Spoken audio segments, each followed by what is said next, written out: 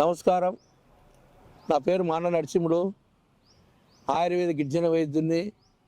తరతరాల నుండి మన పెద్దల నుండి పూర్వీకుల నుండి చక్కగా మనం ఆయుర్వేదంలో ఎన్నో తరతరాల వైద్యాలు చేసుకుంటూ వస్తున్నారు.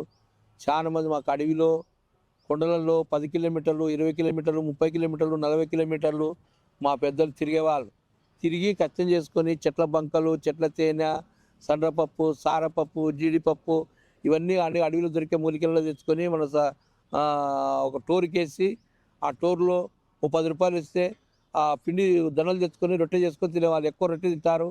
ఎక్కువ రొట్టె, సంకటి, కొర్రన్నం, ఆరక బువ్వ తింటారు. చెట్లలో కొండల గడ్డలు అవి తింటారు.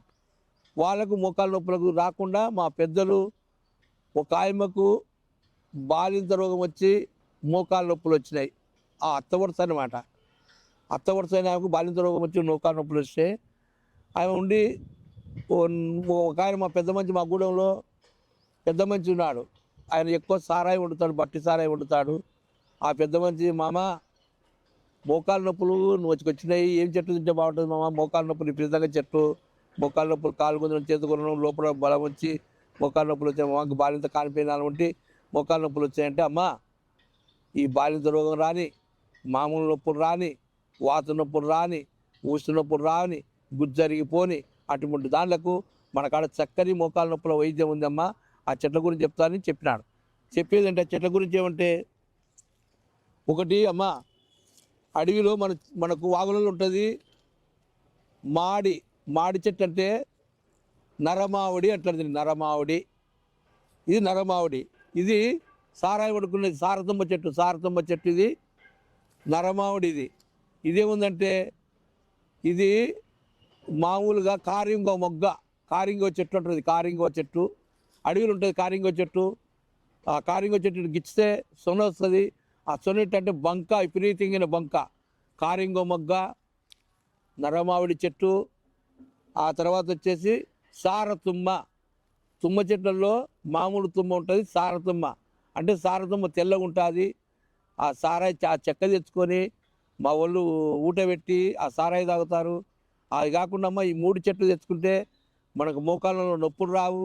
నువ్వు ఎంత దూరం తిరిగినా, నువ్వు ఎక్కడ పోయినా నీకు బాగా బలంగా ఉంటాయి. గుజ్జు వస్తుంది, విపరీతంగా ఇంట్లో బలం వస్తుంది, గుజ్జు వస్తుంది అని చెప్పినాడు.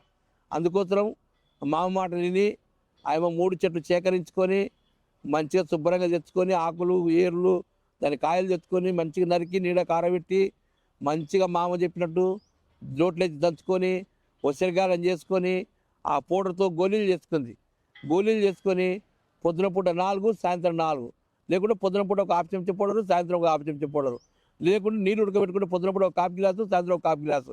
3 రకాలుగా చెప్పినాడు. అమ్మ నీకు అరగనోళ్ళకుంటే నీళ్ళు ఉడకబెట్టుకొని తాగొచ్చు, అరుగుతూ ఉంటే ట్యాబ్లెట్ చేసుకొని తాగొచ్చు. లేదు మనం పెద్ద మనిషి బాగా పొడి మింగుతామంటే ఇంకా బలంగా ఉంటుంది, పొడి కూడా చేసుకొని తాగొచ్చమ్మా. ఎందుకంటే చాలామంది ఇప్పుడు మోకాళ్ళ నొప్పులతో అల్లాడి వస్తున్నారు. ఇంగ్లీష్ ట్యాబ్లెట్ వాడితే తగ్గుతుంది, లేకుంటే లేదు. తర్వాత ఇంగ్లీష్ ట్యాబ్లెట్ వాడినప్పుడు కొంతమందికి వడకుంటే కిడ్నీలు ఫెయిల్ అయిపోతున్నాయి, కొంతమందికి ఇబ్బంది అయిపోతుంది.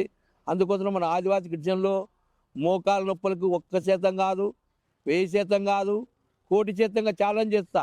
ముందు 1 మంత్ తీసుకొని చూడండి. మీరు ల్యాబ్లో చెక్ చేసుకోండి. మీకు గుజ్జు పెరుగుతుంది, మీ మోకాళ్ళ నొప్పులు తగ్గుతాయి.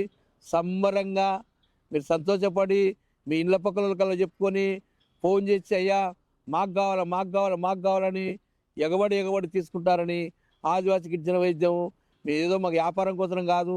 మా పూర్వీకులు ఎట్లా బతికినారు, మా పూర్వీకులు ఎంత బలంగా ఉండారు. ఈ వైద్యం అందరికి ఉపయోగపడాలి, అందరూ బలంగా ఉండాలి.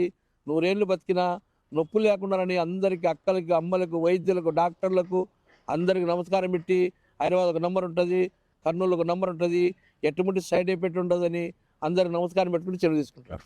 వీడియో కనుక మీకు నచ్చినట్లయితే లైక్ చేయండి, షేర్ చేయండి. మరిన్ని వీడియోస్ కోసం మా ఛానల్ని సబ్స్క్రైబ్ చేయండి.